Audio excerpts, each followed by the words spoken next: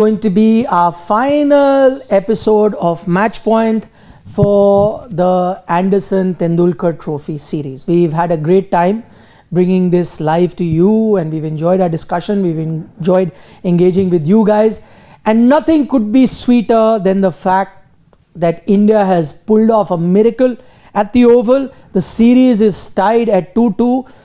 Every test match went to the fifth day. I don't think this series deserved anything less than what we have witnessed on the final day. Even though you just had about 1 hour of play, even then it has been one of the most exciting days of cricket that we've all seen throughout our careers. And what a fine way to end this series. It's been, we're coming to you live about an hour and 5 minutes from the time that last wicket was taken, and befittingly taken by the man who gave his all in Mohammed Siraj. And even though it's been 1 hour, we've had time to reflect, we've had time to have our chai, coffee, take a breather, multiple glasses of water, because if you see our live, at that moment, you could see the adrenaline, the excitement. Even though we've had that time to reflect, I can still say that I'm still feeling the adrenaline. I'm still feeling my hands shiver a little bit, as happens with exciting things. I don't know about you guys, but at least I'm feeling like that. Now that this has happened, what's the one memory that you will have with you for the longest? What's that one word or one feeling that you will take with you, each one of us, that you can say? Incredible. The first word that came to my mind. This has to be an incredible display by India, Siraj, Prasidh Krishna, everyone. I think Shashwat, just a few minutes back, he asked all of us that question, specifically to Harshit and me, that what really, went wrong for England, or how did India inspire themselves to do it? I don't really know, whether we are really going to have an exhaustive answer to it as to what went inside that dressing room at the end of the tea session, with England requiring about 70 to 80 odd runs, plenty of wickets still remaining, to produce this kind of an effort, to come into this England series with a lot of inexperience behind your back. Then, Shubman Gill stepping up, bowler stepping up, Bumrah not being there for the whole series, and Siraj proving once again that he is the actual leader of the attack. He is the heart of this Indian pace attack. I think this is truly incredible from this Indian cricket team. Once again, I'm going to mention, and I'm not really taking a dig at Siddharth Vishwanathan here, it isn't a drab series at all by any means. The 2-2 margin here, it isn't drab. It is one of the best series, I'm sure, that we have all witnessed in the last 10 to 15 years or so, or even, going back. And the one word that comes to my mind is nerve-wracking. There's not one match that did not jangle my nerves. There's only maybe a couple of days where in the entire series of the 25 days of test cricket that we've seen, and I'd say we're blessed that we saw 25 days of test cricket, there's only going to be, let's say, day 3 Manchester, and you can say maybe a day or two in the second test match where there was utter domination from one side, because there were so many runs being scored on these 3 days. But otherwise, the ebbs and flows, the seesawing battle in this test series, if you take up the if you put this series under the microscope and you look at it session by session, pie by pie, you will realize, and the highlights package to this series is not going to do justice to the ebbs and flows of this series. You have to have witnessed this. Good luck to you if you didn't, good luck to you finding the actual footage of this series, because highlights package is not going to give you an overview of what this series has been all about. Something as minute as just day before yesterday, penultimate ball, Mohammed Siraj having a couple of fielders in the deep, bowls that full ball to Zach Crawley and ends up uprooting his stumps.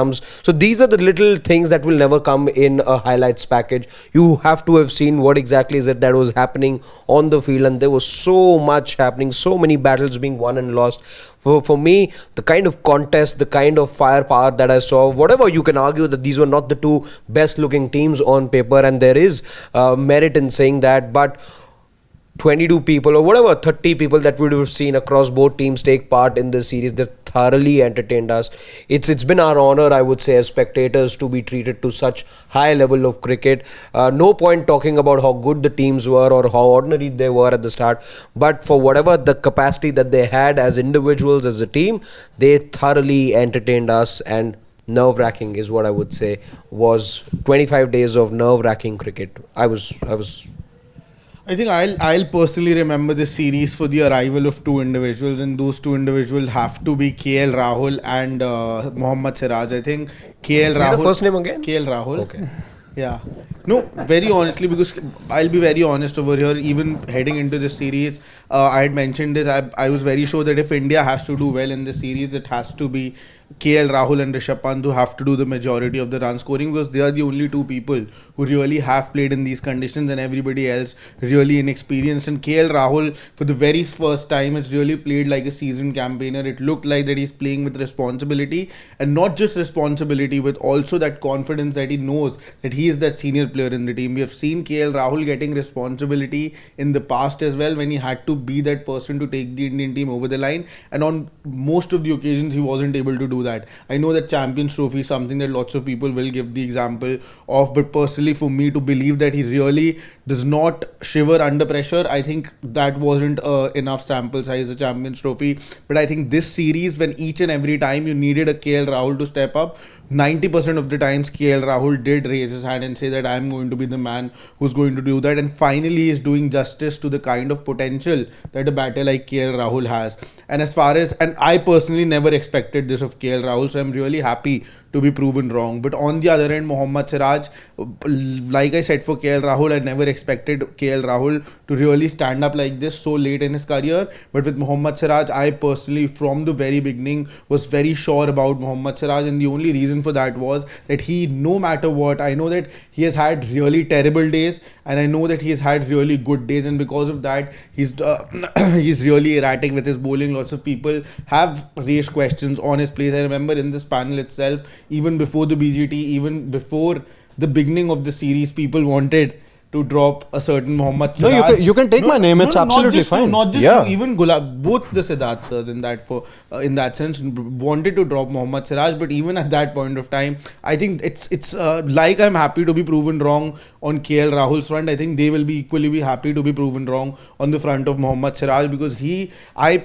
was very sure about Mohammed Siraj, and why I was very sure is that no matter what, whenever he's coming out on the field, he's giving 120%. No matter what, there will be bad days, terrible days, and he still decided to smile out of them. Where just 2 months back, the Indian captain and Rohit Sharma said we need bowlers who can bowl with the new ball and the old ball. Dropped him from the Champions Trophy, did not get retained in the Royal Challengers Bengaluru, went to Gujarat, and he always has a smile on his face. And when the intention is so pure, and when the intention is really just about playing cricket and enjoying the game, it's almost impossible that you don't get the results. When the intention is so pure, when you are genuinely playing, I think he's the only player in this Indian cricket team who, when I look at, and I genuinely feel that he's the only one, he's just playing just for the fun of it. Even if you make him play a Duleep Trophy, He's the only one. I'm sure there are all other players as in also. you can see on his face that how much happiness just playing cricket give to him. I'm pretty sure even if he's playing Duleep Trophy, IPL, anything at any level,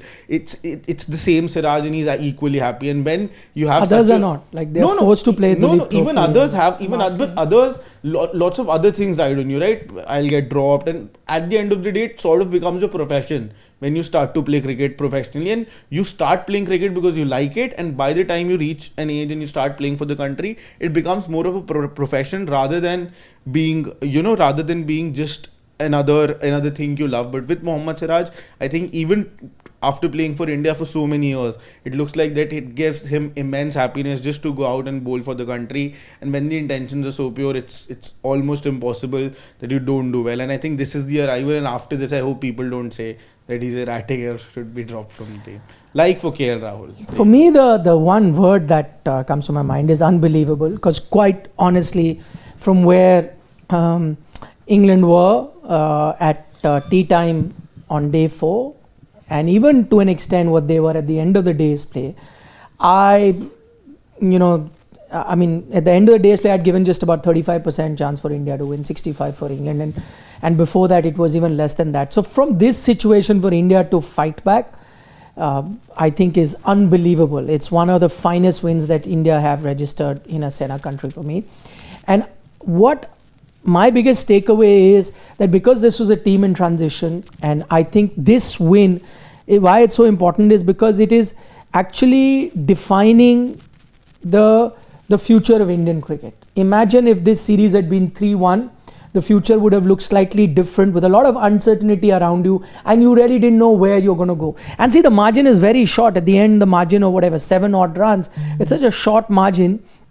But it makes such a big difference, because now that you're on the other side, suddenly the future doesn't look bad at all. In fact, it looks quite bright. The other thing it tells me is that fighting spirit of this young team.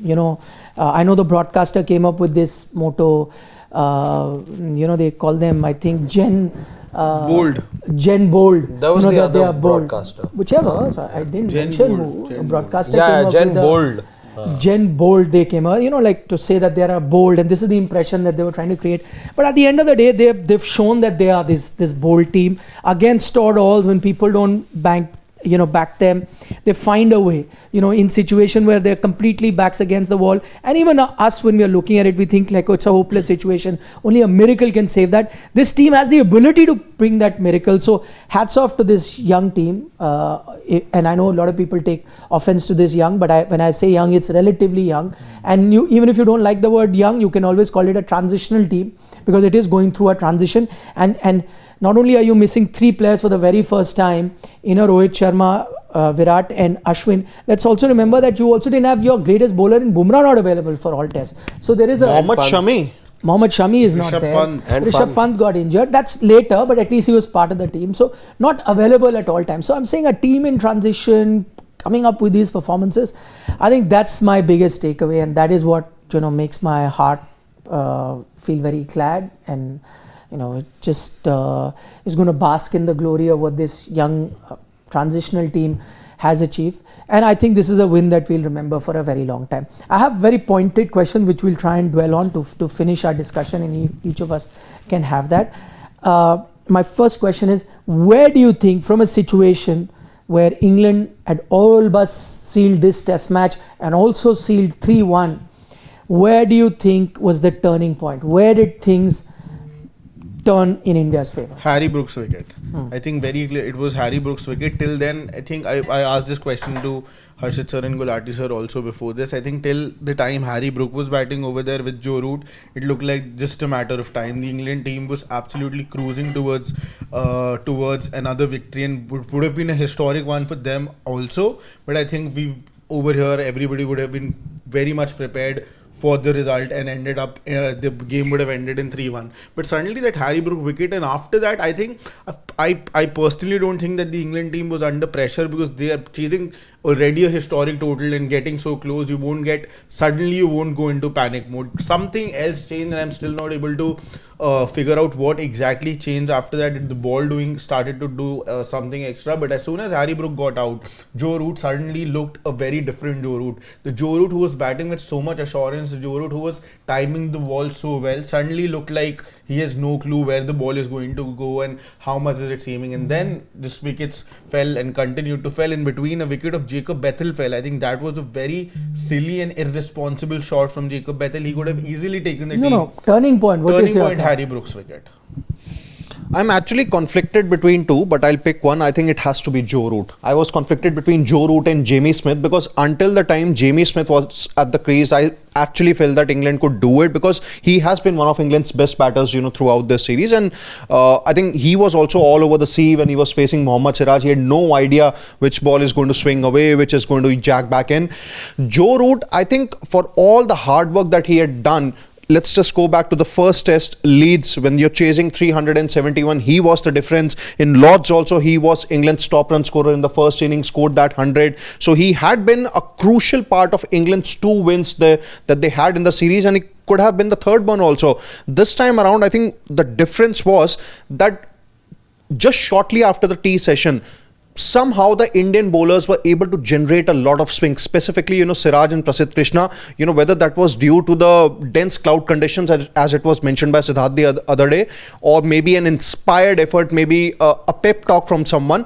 But that wicket, of that Joe Root, I think that for me was the game changer. So just to throw some light on why that is happening, and I'll get to Harshit's turning point, but just the fact that why did it start happening, turning that much, is because I was, trying to read a few British newspapers, and a lot of them pointed out, and which is rightly so, that the heavy roller on most occasions had effect till that final session on. And towards the final session, more often than not, you've seen the pitch really, if there is no batting change in the middle, because then you get another roller in the middle of an innings, it tends to start misbehaving towards the final session. So the heavy roller effect stays for a very long time. Misbehaving like in what sense? Misbehaving in the sense, it allows the ball to for the seam movement. All right. So there's that extra seam movement comes in from that time. And if you see those same deliveries, they were trying to bowl that same line when Brook and Joe Root were batting, but the ball really wasn't doing anything. Those ball that really trouble them is that cross seam when it pitches and suddenly there's a sharp turn. That wasn't happening before that. And that goes in, which is why a lot of reports also suggested that India probably made a mistake in their innings where they took a light roller, and that's why they had a bit of a collapse, even though they got a chance to bat at the start of the day. A bit of a collapse because the ball kept doing something it did not. In hindsight, India should have also taken the heavy roller would have been taken even today morning. Yes, but again the thing is, today you saw absolute pitch dark conditions, overcast condition, and I think the pressure really got to the English batters more than anything. That's where I think two things. I think that this reason looks the most logical reason at this point of time, and it's just been an hour since the game has gotten over. But I do agree that the wicket does start to misbehave in that sense once that effect of the heavy roller goes. But suddenly there was a sudden switch in the way England was batting, because I remember from 50 to 30 is when they started to panic out of nowhere. That looked very sudden. It seems that I think Ricky Ponting said on commentary, and as I mentioned as well, he said, as soon as the target is within your winning distance, like you can see it, you start to do stupid. But most hardest run to score is the winning run. You start to do stupid things. I can believe that with all the teams across the globe world, but I cannot only believe that with England, and the reason for that is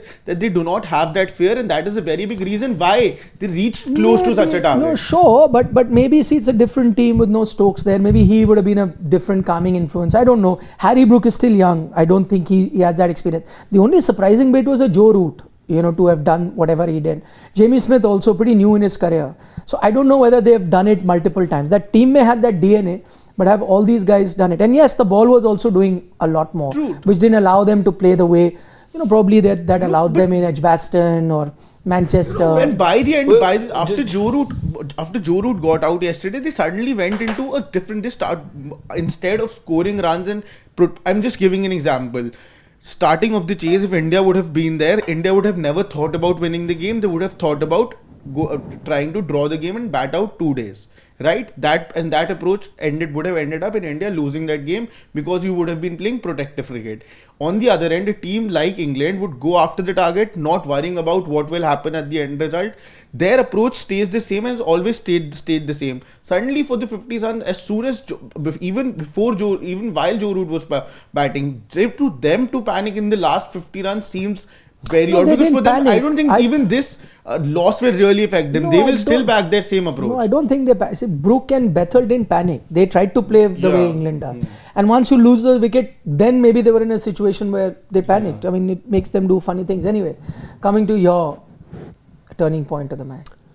It has to be the wicket of Joe Root. His wicket, in fact, took me back to the T20 World Cup, where it wasn't Miller's wicket that changed everything. It was Klaasen's wicket that had changed everything. So I look at this as the turning point. And Jamie Smith, while he offers a lot of hope, remember last couple of innings, he's not been able to get the runs as the amount of runs that he was getting at the start of the series. Showed very good signs, but tapered towards the end. If you look at the last 4-5 innings for Jamie Smith, also still very young. So while we on the outside, because of whatever fear that we may be having because India are playing overseas, we overvalue, I think, English cricketers at times. So Jamie Smith wasn't that fear factor once, but as long as Joe Root was there in the middle, he's the seasoned campaigner, he's the man in form, he's the one who just notched up his 39th and a record century at that.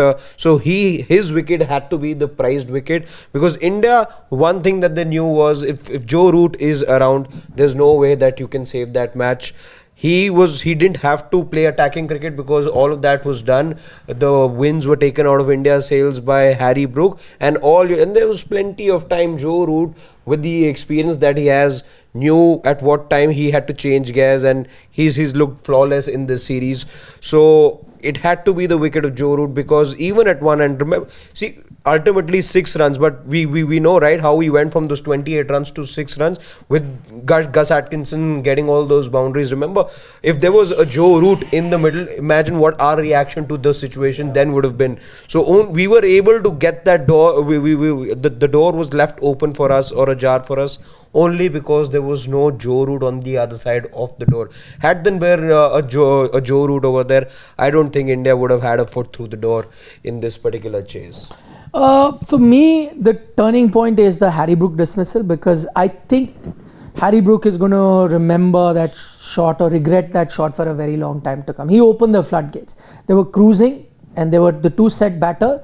There was absolute no need for him to do that.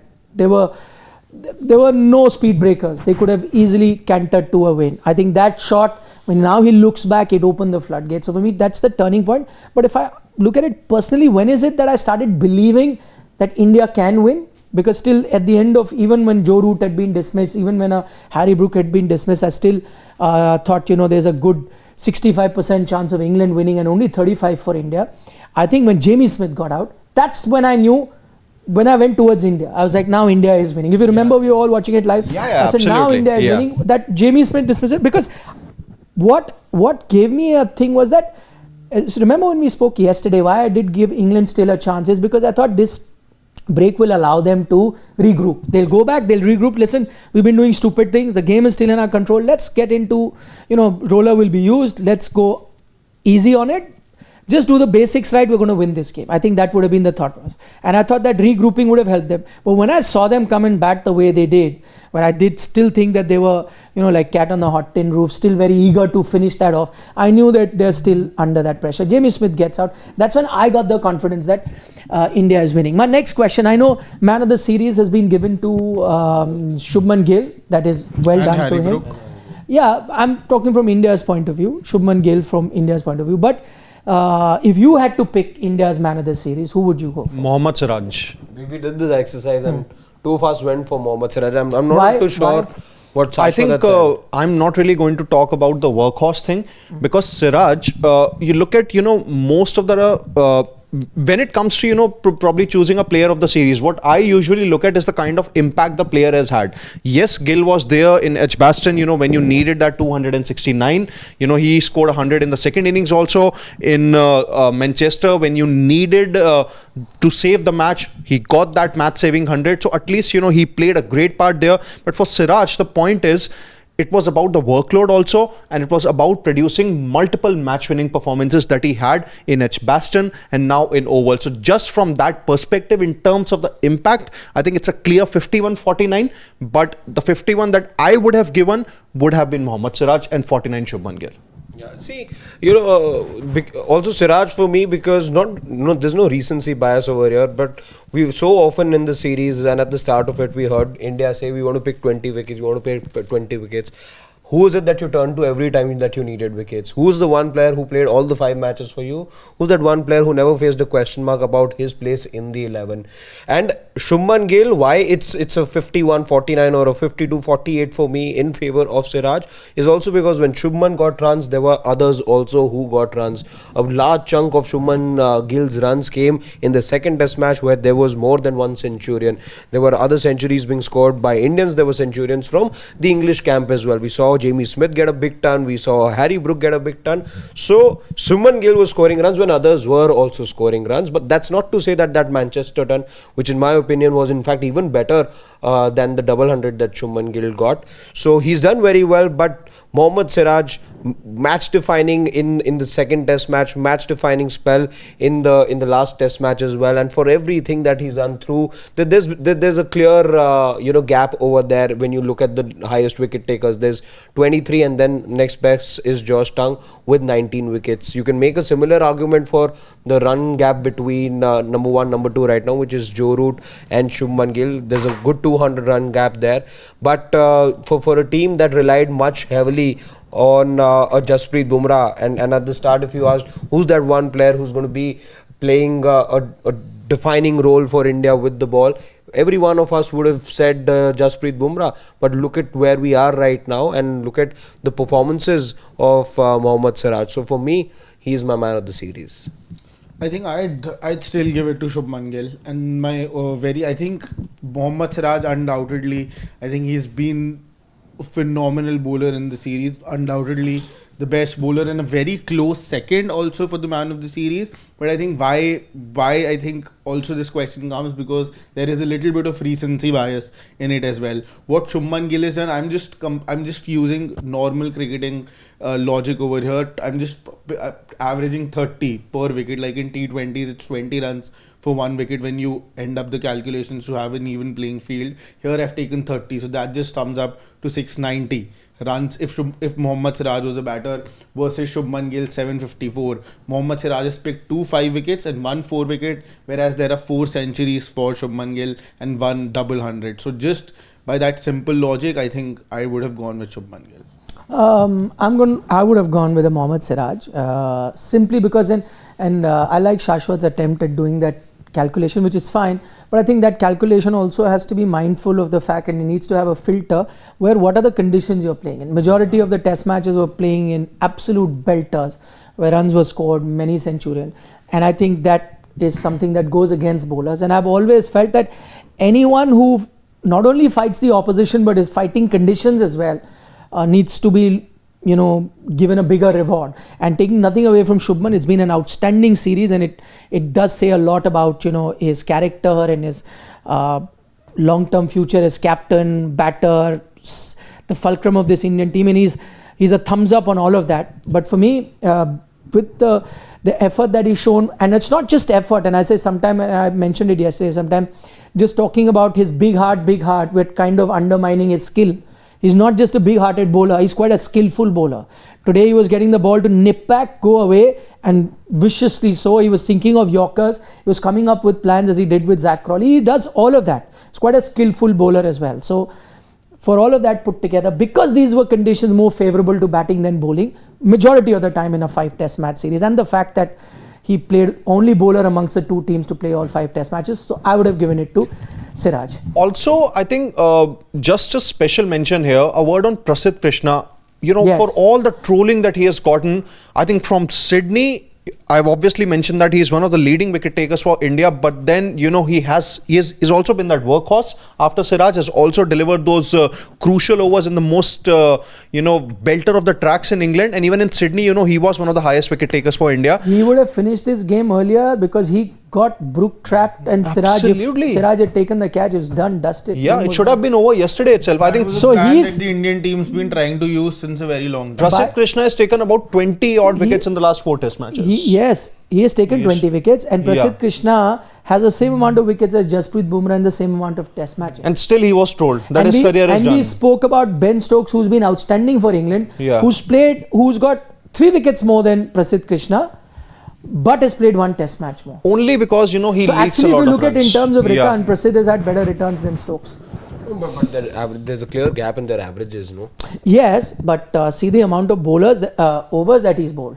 That's about the leakage of run. Ben Stokes, a strike rate would be very different. Look at the number of Ben Stokes has bowled 140 overs to end up with 17 wickets. Prasidh has only gotten 105 overs. Yeah, that's what I'm saying. So let's not look at wickets. If we look at averages, that gives a better understanding of the 2 bowling performances. Yeah, but I'm saying to pick 25 14 wickets in 105. Yeah.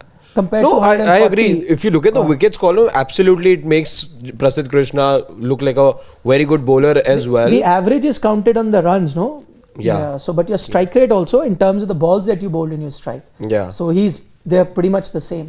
But while Prasidh's done a good job, I still feel he's not a finished product for the Indian team. So imagine if a guy who's not a finished product lots of people in this team aren't. Even Shubman Gill, I feel as of now isn't a finished product. No, I think what he's trying to make a point is, it's not saying that he's the best bowler in the team. What he's trying to make a point is that the way he got trolled, that he should not, he's played his last test match, keep him far away from test cricket, ho gaya, dekh liya.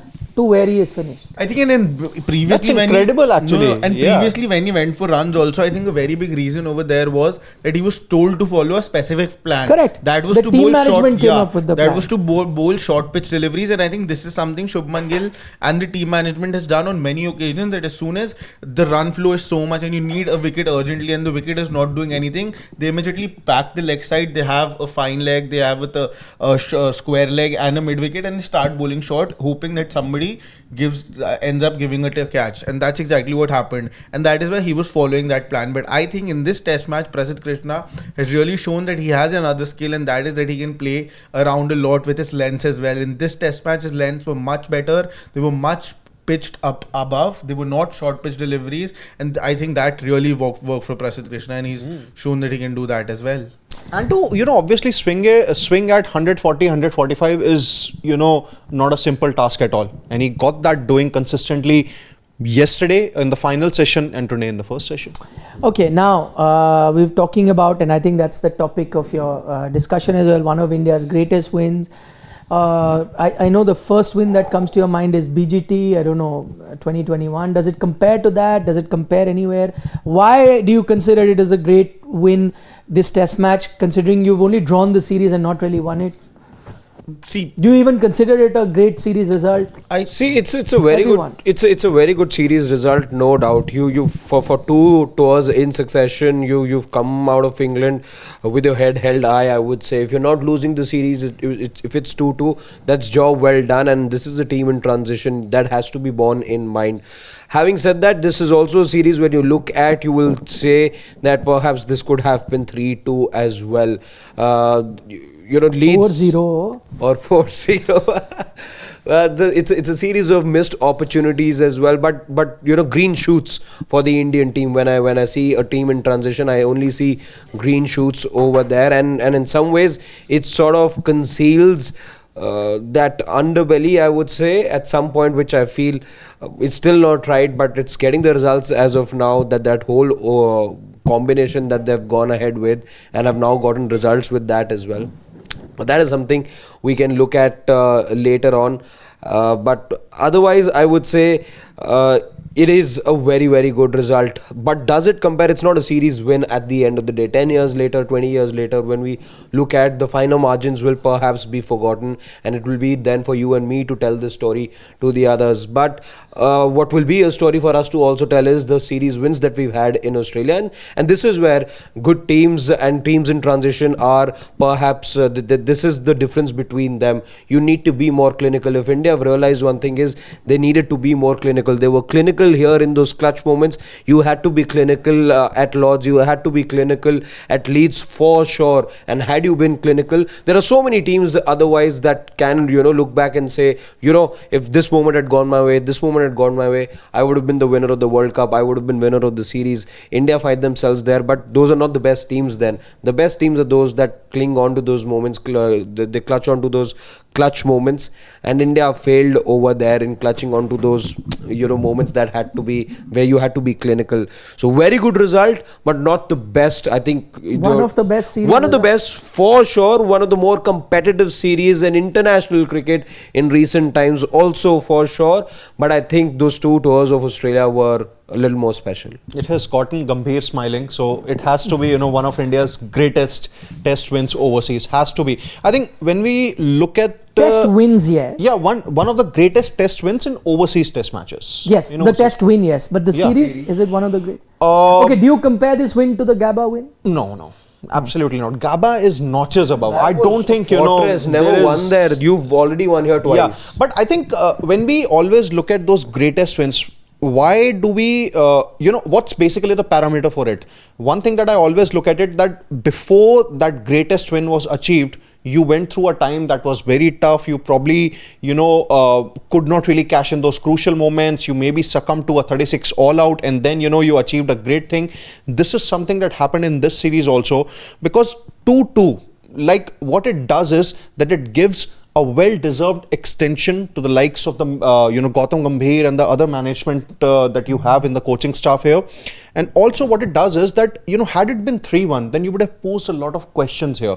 So from where this Indian team was coming, the home series lost to New Zealand, The BGT loss in Australia, no WTC final for the first time in 3 attempts. I think to seal a 2-2 draw with a nail biter in Oval, it has to be one of India's greatest win in overseas test matches. See, I know that lots of people might say that this was a very weak England side and you should have ended up winning the series, but we have seen that previously also Indian teams have played weaker sides. For example, South Africa was really weak, and despite that you just drew the series.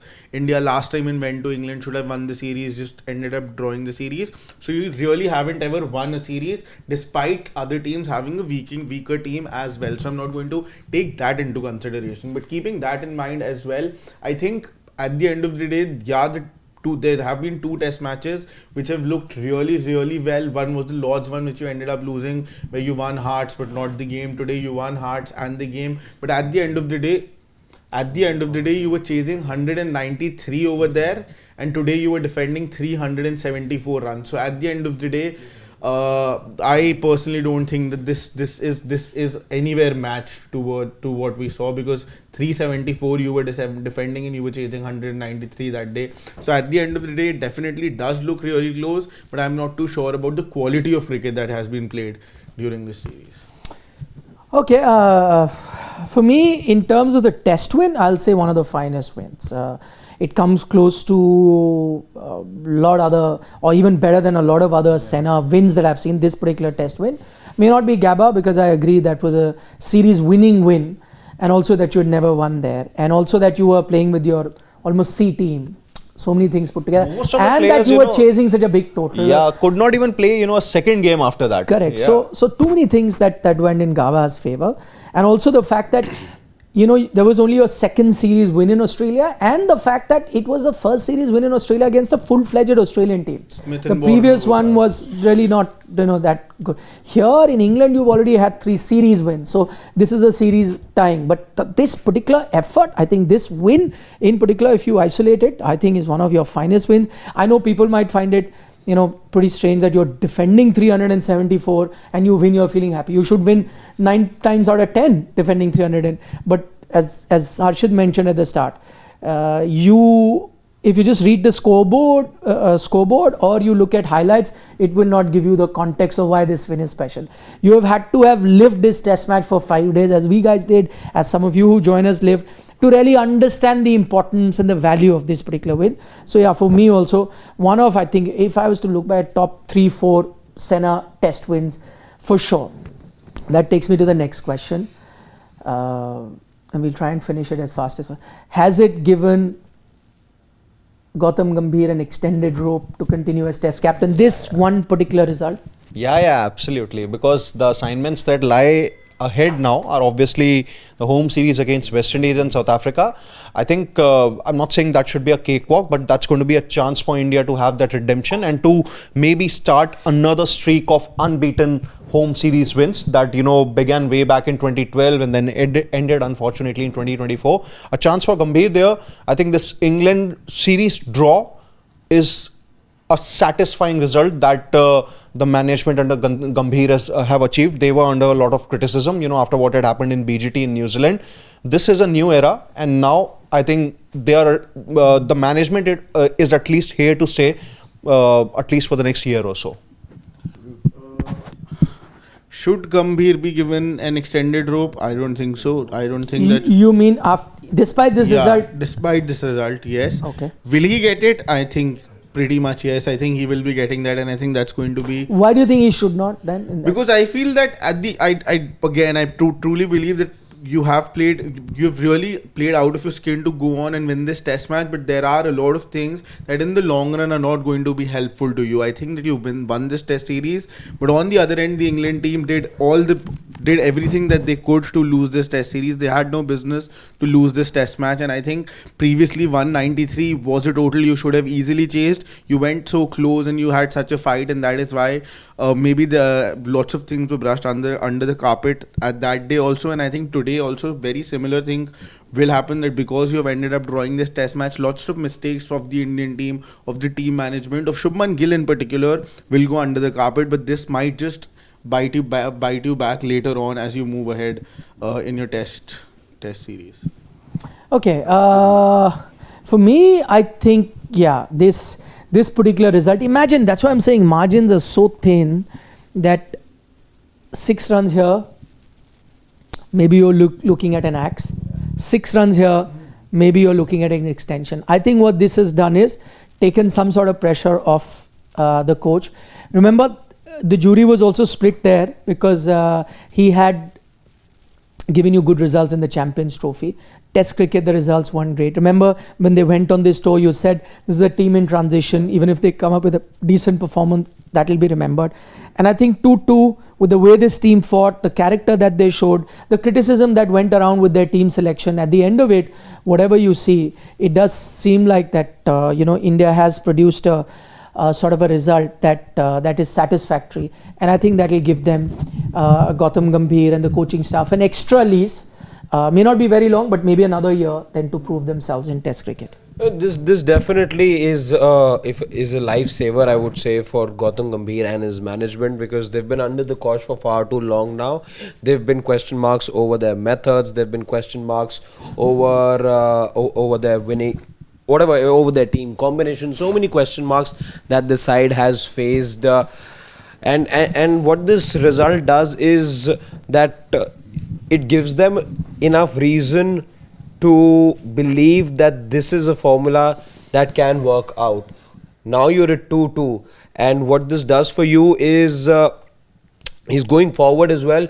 You can go ahead and try out this particular combination going forward as well. While there were so many detractors about this particular theory that you're padding up your batters and you need greater balance to be there in the side, but when you're drawing the series 2-2, it gives the coach and others around him reason to stick to that, and this is what I think this result has done. Otherwise, you've been perhaps the first coach in Indian cricketing history to have lost 3 series. That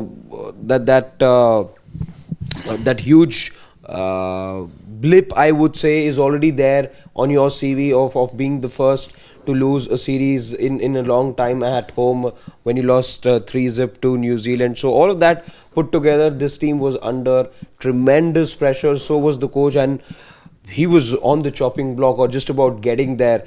And what this has done is it has changed the entire context now for the Indian head coach. Yeah. Let's just take a few comments now, and I think Shivam, you also had the screenshot of some of the comments. Yeah, let's just begin with. Yeah, we'll start with this. Perfect. Yeah. Raveen Dhanapalan has a comment that T20s versus Test or IPL. I don't know, why this is even a question. If I don't think there is even a comparison. If there's any merit to this, if there's any argument to this, let's just go back to the comment that a certain Indian legend made just about a couple of months back, that Test cricket is 5 levels above IPL or T20 cricket. That's it. I think that just seals the argument. That's all, all of us also feel, and I'm sure, most of the fans also feel the same thing. And I think I personally, I'm a very big backer of T20 cricket. Like lots of people, I know lots of cricket romantics who really are against T20 cricket. Not just against, they feel that maybe it's just taking away the essence of cricket. I personally don't think so. I really like T20 cricket and I've been a very big backer. But even despite all of that, I think Test cricket remains Test cricket. I think just that feeling which you get on a random Monday morning or a Tuesday morning at 9 a.m. beginning of a Test match, no matter what the result is, I think that just is really unmatched. I'm not saying that T20 cricket is taking the essence or anything. I think that in itself is a very different ball game altogether. It requires its own skill set. It has its own challenges. But Test cricket, I think, just supersedes all of it. Yeah. Shubham Garg has a comment that India have won 8 Test matches in this decade in Sena countries. After every Test, we start evaluating, is this one of the greatest Test wins? Need to aim higher series wins. Absolutely. India are no way close to being a dominant Test team or an unbeatable Test team, something that, an Australia achieved, or there was a South African team also, they achieved from the period of 2007 until 2014-2015. I think India still have a very long way to go. Even under Virat Kohli, you became beast in home conditions, did well in Sena in comparison to your previous record. But I think India, as a Sena team, they still have a long way to go. You've come pretty close to drawing those series now, even have sealed two back-to-back series victories in Australia. But to be that unbeatable team, to be that Australian team of the late 90s and early 2000s, I think there's still a long way to go. Lugvillain Speaks has a comment that Nikhil, that one word is, as DSP Siraj said, belief. And I think I'm sure all of us are going to, come up with a new comment here after Siraj's match-winning performance, that I only believe in Mia Bhai, game changer player he is. True. Yeah. Shivangi has a comment that captains to win or draw series in England, Ajit Wadekar, Kapil Dev, Rahul Dravid, Kohli, Gill, could be the ODI captain soon. She's talking about Gill here, but cannot hide that Gautam Gambhir last 3 test series 1-0. Yeah, absolutely. Nobody. Yeah, go on. Yeah, exactly. No, that nobody can take that away. But rightly so, he was criticized a lot for the last 3 series losses. But when this time they've gone on and drawn the series, I think there should be credit given to him, because at the end of the day, the result speaks for itself. Yeah, absolutely. But I think this team is under transition. You have had multiple retirements now, so that's where I think we have had different perspectives. For me, Gambhir should stay, and I think for Harshit also that's the same thing. Mr. Shekhar GTN from the US, and I'm sure it's going to be a great morning for you, sir. Good morning. Captain Gill reporting with a salute to his General GG. Yeah, it's turned out to be a breathtaking performance, for India here. Lugvillain Speaks from the US has another comment that not even an iota of doubt on fight and commitment of Indian players. Exceptional, but India should have won this series 3-1. The reason, we didn't team management. See, I think we can obviously discuss. That will be a debate. We have 1 month now. Yeah, but obviously, going by what happened in the last 2 months, India could have actually won this series 4-0. Edgbaston leads 371, never really chased, a lot of times. You won at Edgbaston. Lords, you should have won despite all those demons on the pitch. And Manchester was the only one where, India did not really have a chance to win that test. Jai Krishnan AC has a comment that I cannot even imagine how they scored even 369 on this pitch. Make sure everything does not go under the carpet. It's not really going to go at all. This is just a series draw. It is indeed a brilliant result, a record-setting result for India, for sure, because you haven't really won at Oval the several times. So whatever wins that you have in Sena countries, they are going to be very special. But the problems that this test team has, obviously, they're not going to be hidden under the carpet. That's not happening. Ashish Dhar has a comment that nature tested Siraj's character twice, once in Lords while batting with Jaddu, again when he dropped Brook. Befitting that Siraj had the final laugh. Well done, the future SP. No, he's already he's DSP right now. Yeah, he's so future superintendent of police he'll become. I only believe in Mia Bhai now. For first, Vishisht Bias has a comment that for first time in Indian Test history, 3 batters, KL, Shubman, Jadeja, have scored more than 500 runs, and 5 batters, including Jaiswal and Rishabh, scored over 400. Rishabh had about 480 odd runs, and Jaiswal 411. Yeah. Another comment. Chili paneer. That He also, said that if Bumrah bowled in final innings of BGT, would it have been 2-2? Who knows? Who knows? Who knows? Who knows? Yeah. But you actually were, restricted to just 2 bowlers who bowled, I think, 12 overs on the trot, each 24 odd overs. Yeah. Singularity has a comment that Test cricket is the greatest sport invented by man. I asked this question earlier also, that is there a sport that can match Test cricket when it is played like this? Not sure. Off the pitch is sending a lot of love to us. Thank you so much. Off the pitch. Mandra has a comment that Jamie Smith needs to work on his defensive technique. Prasidh should be the third seamer going forward. Drop Karun and invest in Jurel as the batter. Could really be the return of Sarfaraz Khan or Shreyas Iyer for the home test. What do you think? No, I think that's a debate. Like other names also. Yeah.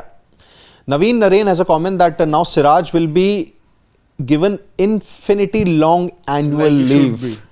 Yeah, he should be.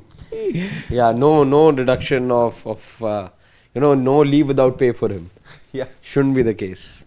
Shubham Garg says that Gill said that he has off for 3 weeks. He's coming for the Asia Cup then. Tough day ahead for Abhishek, Sanju, Tilak. And Did he say that? Because the team isn't announced, so he can say that. and then he says that two of them will lose out to Gill or Jaiswal. He obviously is going to come back for Asia Cup. He is your can't announce it incumbent right now, vice no? captain of the limited overs teams. But he still can't announce it. Yeah, right no, now. that could actually mean that he could return to training after 3 weeks. It can have multiple meanings. Yeah. No, if he said that Asia Cup or something. Pranit Datta says that what a test match. Siraj has grown as a leader. As the leader of the attack, he says, don't forget Prasidh's contribution. He took Root's wicket. That was the turning point. Yeah, Yes, absolutely. we've touched upon that as well, Pranit Datta. We touched upon both the points of Root and Brook's wickets. Yeah, Naveen Narain says he witnessed Gabba, Manchester T20 World Cup final, and now Oval. Wow, lucky man, yeah.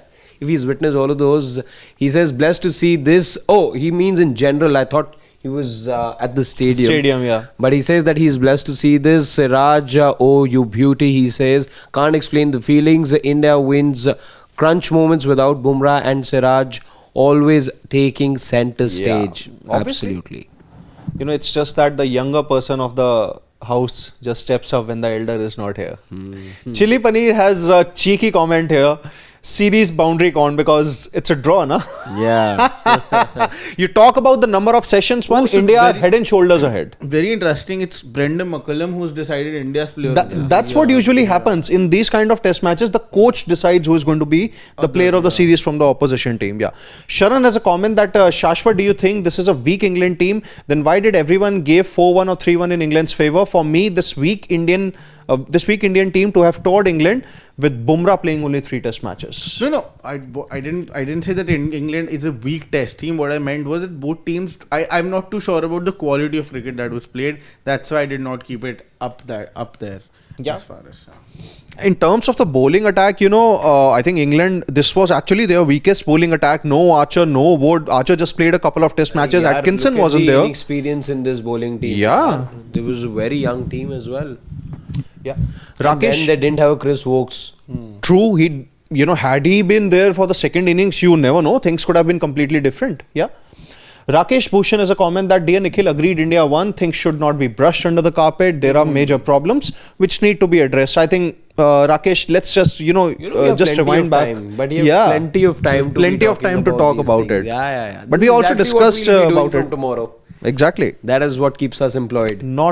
I think no cricket whatsoever. Yeah, for the this next, is for 1 month. for more than 1 month. in 9th fact. September. 9th of Yeah. September. So yeah, a little over a month. This is exactly what we'll be doing. But there'll be At something least or the other. No Indian cricket, yeah.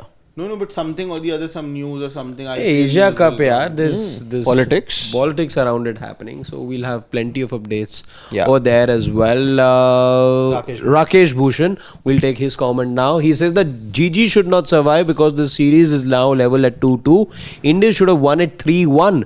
GG should be questioned on that and asked for reasons of the insane team selection throughout this series. I'll tell you what, Rakesh, while you and I might ask questions, and there will be some that Ajit Agarkar and his fellow selectors will also ask, but as a result, if you've got a 2-2 win, you also have that the fact that you won the Champions Trophy as well a couple of months back.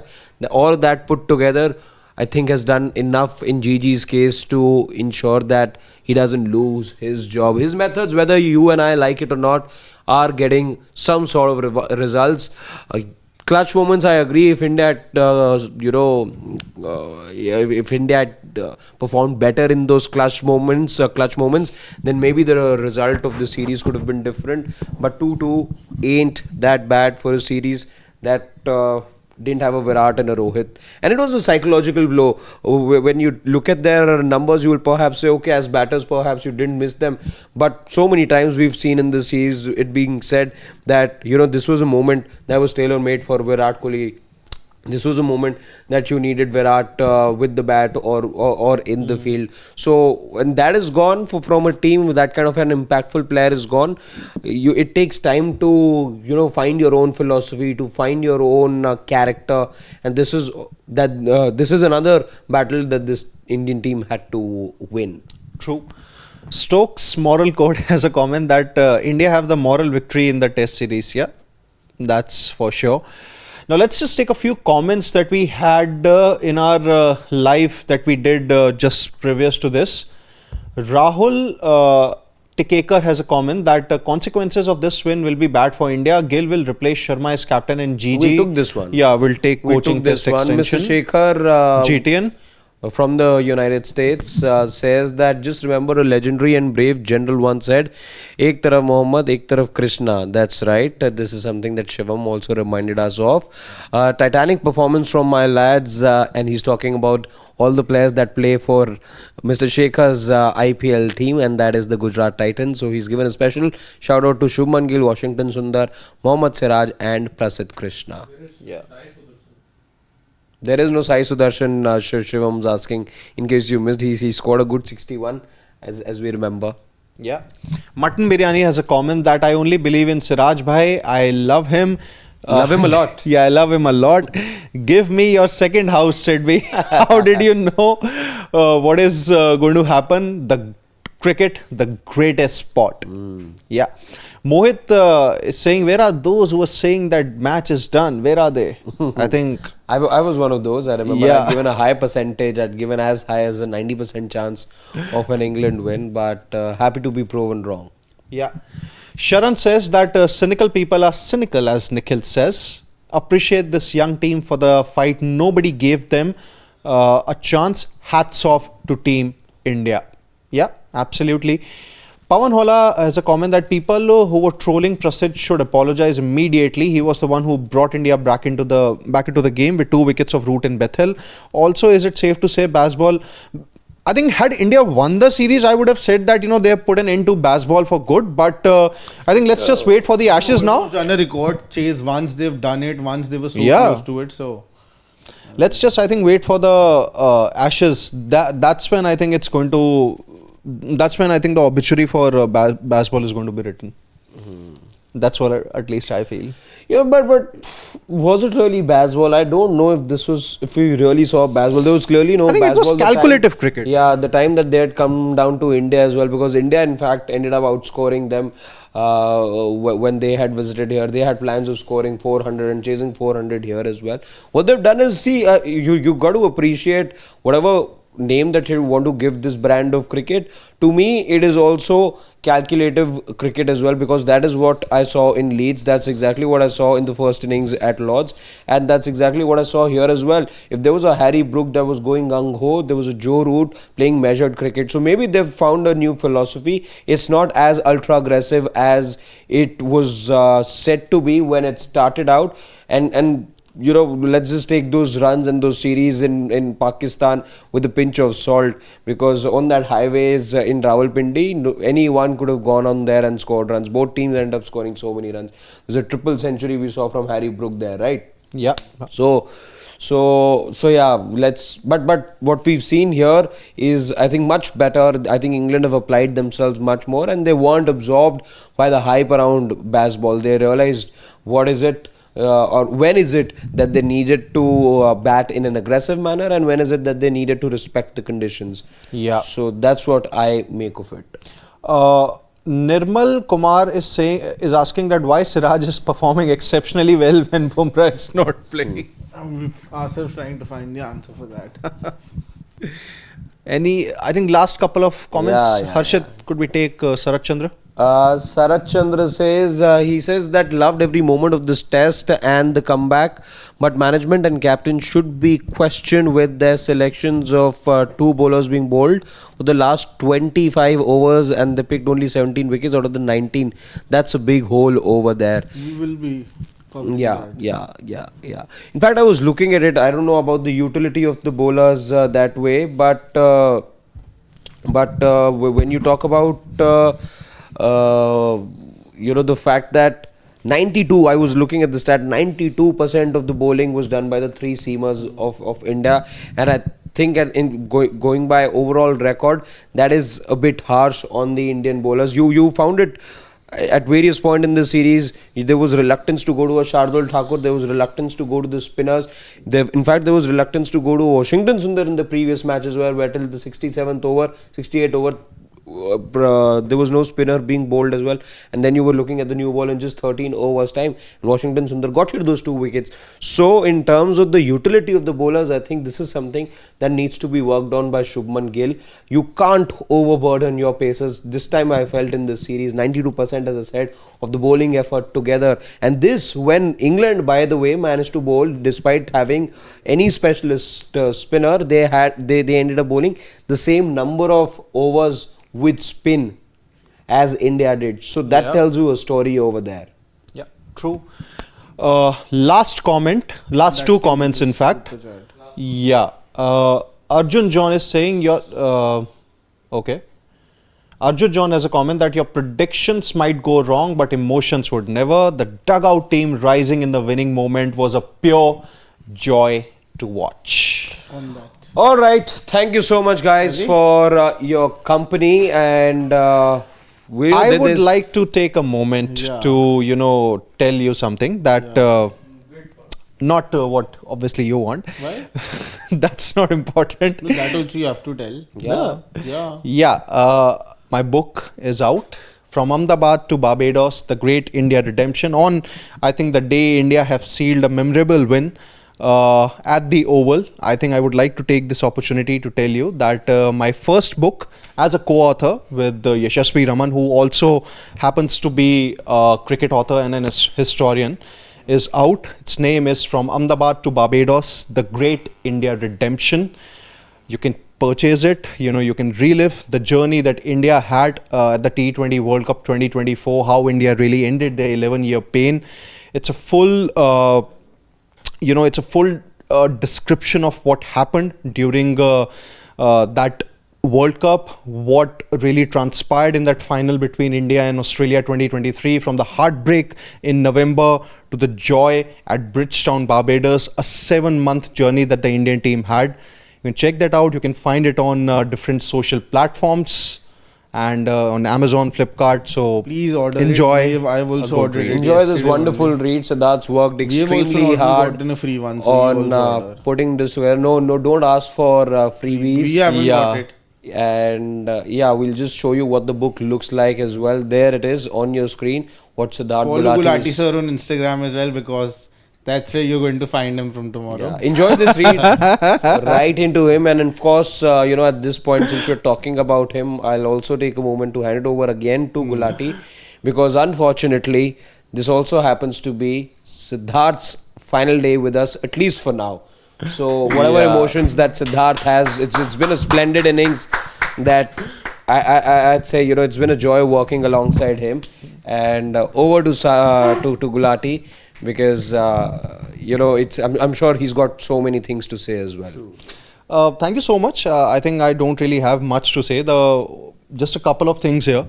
The show must go on. I think when I joined this company, I think you had about a subscriber base of less than, I think, about 230 to 40K, and to be here for more than, I think, for about 15 to 16 months or so, to increase that subscriber base, to have that contribution so that you could reach above 600K.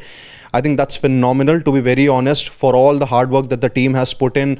I've always believed in teamwork, and that's what we have always done. And the second thing that I would say is that I'm nothing without you guys. You are the ones who make me. You are the ones who make all of us at Sports Today. You are the most important stakeholder of any platform there is on social media. Keep loving, keep showering your love on Sports Today or any platform that you subscribe. But first, it has to be on Sports Today. They bring you all the great content, and it's obviously a goodbye, but just for now. Gulati sir has given the farewell speech. I am getting emotional. But it's fine.